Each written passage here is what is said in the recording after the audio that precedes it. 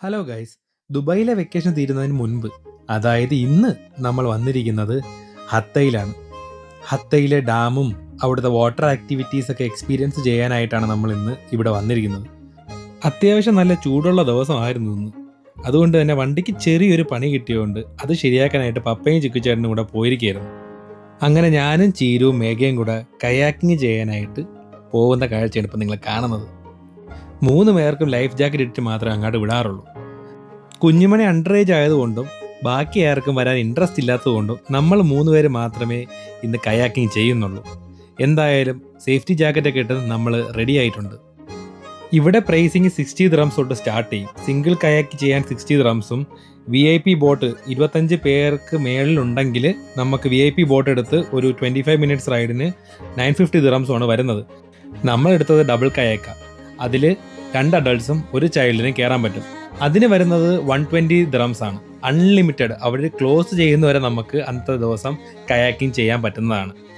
Family ആയിട്ട് 1 day അത്യാവശ്യം നല്ല രീതിക്ക് സ്പെൻഡ് ചെയ്യാൻ പറ്റുന്ന ഒരു സ്ഥലം തന്നെയായിരുന്നു ഇത്.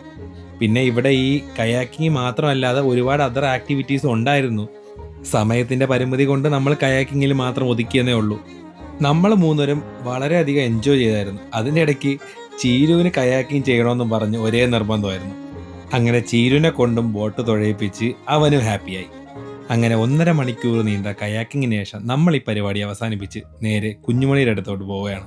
രാത്രി ആയപ്പോൾ തന്നെ ഇവിടെ ലൈറ്റ്സ് എല്ലാം ഓണാക്കി അത്യാവശ്യം നല്ല രീതിക്ക് ലൈറ്റിംഗ് ഒക്കെ ചെയ്ത് ഒരു പ്രത്യേക ഭംഗി ഉണ്ടായിരുന്നു. ഇവിടെ നിന്ന് നമ്മൾ പോകുന്നത് താഴോട്ടുള്ള പാർക്കിൻ്റെ അടുത്തോട്ടും ഹത്ത ഡാമിൻ്റെ അടുത്തോട്ടുമാണ്. ഓൾറെഡി കുഞ്ഞുമണി അമ്മയൊക്കെ നമുക്ക് വേണ്ടി വെയിറ്റ് ചെയ്യുന്നുണ്ടായിരുന്നു. ഈ കാണുന്നതാണ് ഹത്ത ഡാം. നമ്മൾ ആ ഡാമിൻ്റെ താഴെ എത്തിക്കഴിയുമ്പോഴാണ് അവിടെ ഈ പാർക്കും റെസ്റ്റ് ചെയ്യാനുള്ള സ്ഥലങ്ങളും ഒക്കെ ഉള്ളത്. അപ്പോൾ കുഞ്ഞുമണി ഞാൻ ഏറ്റെടുത്തുകൊണ്ട് നമ്മളെല്ലാവരും താഴോട്ട് പൊയ്ക്കൊണ്ടിരിക്കുകയാണ്. താഴെ എത്തുമ്പോൾ ഈ ഡാമിനെ മറ്റൊരു ആംഗിളിൽ കാണുമ്പോൾ നല്ലൊരു ഭംഗി തന്നെയാണ്. അങ്ങനെ അവിടെ നിന്ന് കുറച്ച് ഫോട്ടോസും കാര്യങ്ങളൊക്കെ എടുത്ത് നമ്മൾ നേരെ കുഞ്ഞുമണിയെ പാർക്കിൽ കൊണ്ടാക്കി. പാർക്ക് സംഭവമൊക്കെ പുള്ളിക്കാരത്തി ഒന്ന് പരിചയപ്പെട്ട് വരുന്നതേ ഉള്ളൂ. അതെല്ലാം പരിചയപ്പെട്ട് വരുന്നതിൻ്റെയും അത് എക്സ്പീരിയൻസ് ചെയ്യുന്നതിൻ്റെയും ഒരു സന്തോഷം അവളുടെ മുഖത്ത് കാണാൻ പറ്റുന്നുണ്ടായിരുന്നു.